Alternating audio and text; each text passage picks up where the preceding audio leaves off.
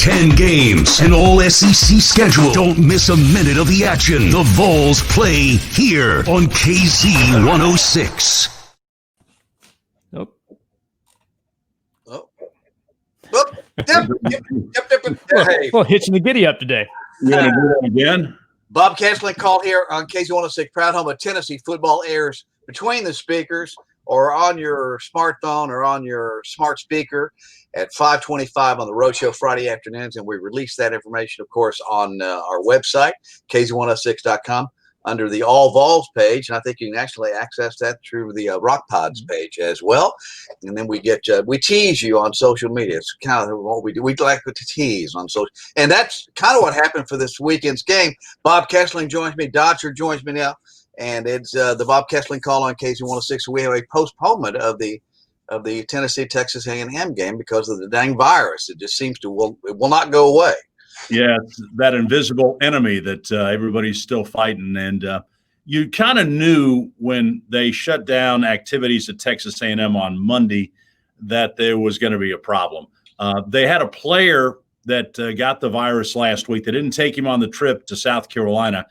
But when they get back on Sunday, another player tests positive and one of the student workers tests positive. So they shut everything down. And with caution, now you just say, okay, let's back off and let's quarantine some of these guys and see. So now the Auburn-Mississippi State game gets postponed. And now it turns out that there's an outbreak at Auburn. So not only is this week's game been postponed, there's a chance next week's game's in jeopardy as Tennessee's supposed to travel to Auburn. So I think most people were hopeful that we could get through this season without one of these hiccups or delays. But I think the medical people all told you there was a pretty good chance this was going to happen at one time or another, and now you got to try and control it. I think, knock on wood, so far there's not been an outbreak here at Tennessee. And so everybody got tested after the game at Arkansas. And so far as I know, unless there's been something that's changed, I think that for the most part, Tennessee is doing okay in the COVID testing. But that could pop up at any time. So all we know now is Tennessee's not playing this week against Texas A&M, and next week's game is still on, but perhaps in jeopardy. Yeah, and there had to be a little bit of nervous energy in Knoxville after the game at Arkansas with Sam Pittman coming up positive for COVID-19. And of course, there's contact after the game with the coaches. They get together. Midfield still happens. So there had to be a little bit of nervousness with the staff at that point in time. But if everything is shaken out positively or, well, in a good nature, in a good light, that's good to know out of Knoxville. How's the SEC starting to handle some of this? It's a day-to-day thing. I mean, what you think you're okay today, and tomorrow you might have 10 guys come down with it. You just don't know. So you can't let your guard down, and you just got to keep doing what you're supposed to do. And then if the guys are smart and they are careful and they watch where they go and they watch who they're hanging out with and those things, you hope you don't have an outbreak. But it only takes, one or two guys, and suddenly it spreads like wildfire. How's the SEC offices handling this at this point in time? There's a lot of cancellations this weekend, a lot of postponements. There have been previous postponements. Florida, I think, has been called up twice, I believe. So it's kind of pushing back into the season now with these games being made up. Are we going to get all 10 in? Is the SEC office worried about that at this point? Well, yeah. I mean, I think they've already said that, the SEC championship game is scheduled for December the 19th. So they built in December the 12th to play the games that have been postponed.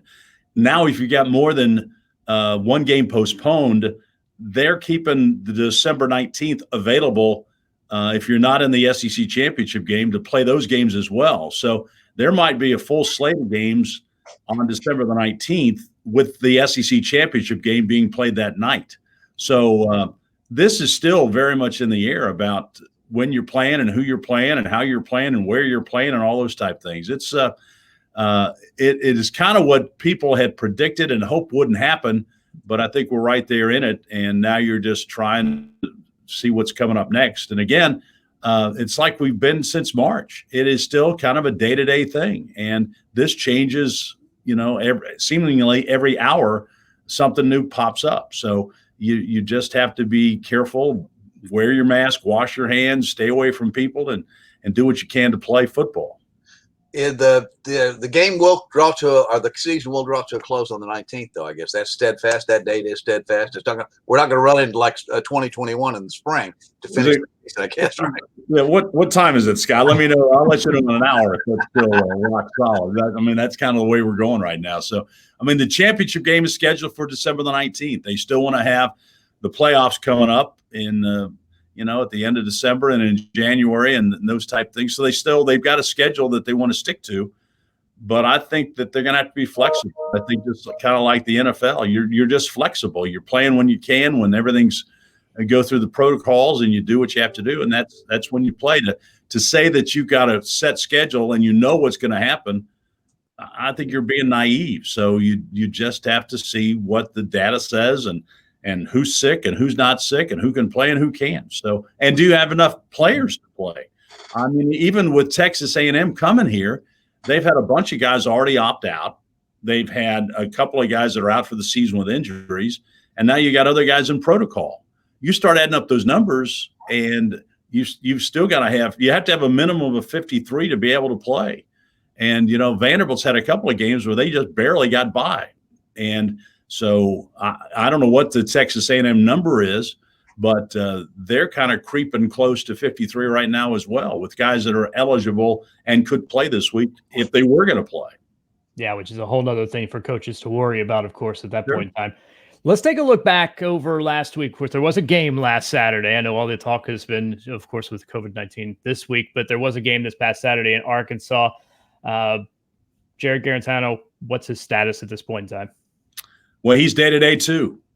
Whether he's going to practice, the doctors are going to look at it. He went through the concussion protocol. They just didn't think it was wise for him to go back in the second half after he got hurt there in the third quarter for him to play. And concussions are, something that quarterbacks have to deal with, and each one deals with them a little bit differently. I would say if he's going to be cleared to play, he'll play against Auburn, but they'll be very cautious about this. The concussions, as we know, are nothing to fool around with, especially with quarterbacks. And so they'll be cautious. But I think the status right now is day-to-day, whether he can go next week or not. But they're going to rep all these quarterbacks and give them a chance to be ready to step in. And who would be the next in line, I'm not sure right now. I don't think the coaches are. They'll kind of take a look at it this week. I know people are chomping at the bit to see the freshman Harrison Bailey, but they're going to make sure that he is ready to play before they throw him to the Wolves, and we'll see if he's ready to play this next week. And, of course, Brian Maurer and JT Shroud have both played, so there'll be a competition in practice to see who's ready to go if Garantano can't go. If he can, I would think that Garantano would at least start the next game, and like he's been on the past couple of weeks, kind of be on a short leash. Yeah, it's interesting. I saw that Coach Pruitt mentioned the fact that they didn't want to put Harrison Bailey out there too soon because they felt that was kind of what happened to Jared Garantano early in his career. At what point in time, hopefully this thing can turn around, the ship can right itself a little bit as we continue to get to the end of the season, but at what point in time do you start looking at next season? Is it too soon? Yeah, it's too soon. This team still has a chance to have a winning record, get to a bowl game, and there are a lot of things you play for. So, and I think it's, what you do for your seniors is you give them the best chance, because this is their last go-round. So you don't throw in the towel. You play your best players and play the guys that you think are going to give you the best chance to win. And that's what they've done so far with Jared Garantano. They believe that he is the best quarterback and ready to play and ready to lead them to victory. If he wasn't, then he wouldn't be playing. It's not a popularity contest necessarily. It's about who is the best player at the position at that time that's going to help you win.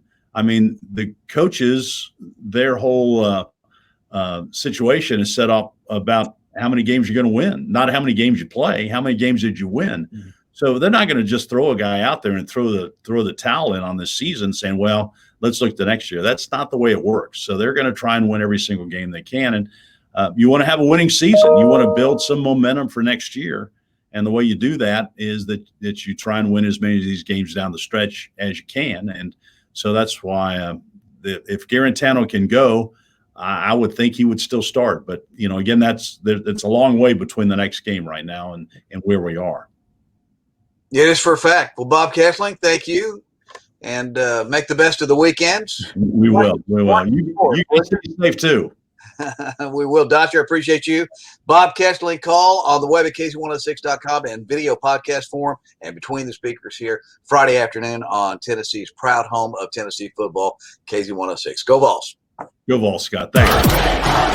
10 games, an all SEC schedule. Don't miss a minute of the action. The Vols play here on KZ106.